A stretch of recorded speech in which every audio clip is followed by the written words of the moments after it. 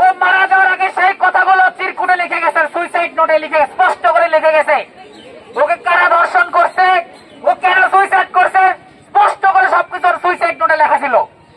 তোমরা কি চাও না যারা অপকর্ম করছে তাদের বিচার হোক?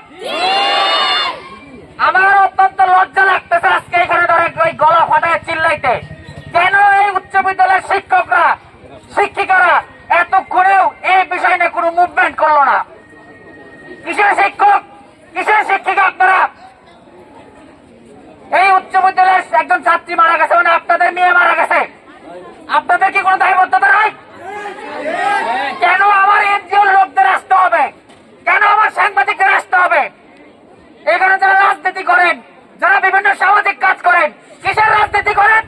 শিক্ষার্থীদের পক্ষ থেকে এই মানববন্ধন করা হচ্ছে।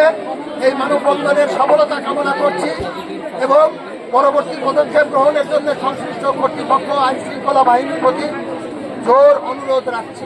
আমি আজকের এই মানববন্ধনের মাধ্যমে আমি এই উদাত্ত আহ্বান জানাবো যে তার পরিবার এবং সে মেয়েটা যেন সঠিক যেন ন্যায়সঙ্গত ইয়া পায়, এবং এইটা যেন আমাদের রায়গঞ্জের আরো যে প্রতিষ্ঠানগুলো আছে, আমার এখানে প্রায় 40-42টা হাই স্কুল আছে রায়গঞ্জে, আমি চাবো যে কোনো স্কুলে যেন ফার্দার আর এই ধরনের কোনো ঘটনার পুনরাবৃত্তি যেন না ঘটে। আমরা সে ব্যাপারে সবাই ঐক্যবদ্ধ থাকবো এবং সচেতন থাকবো।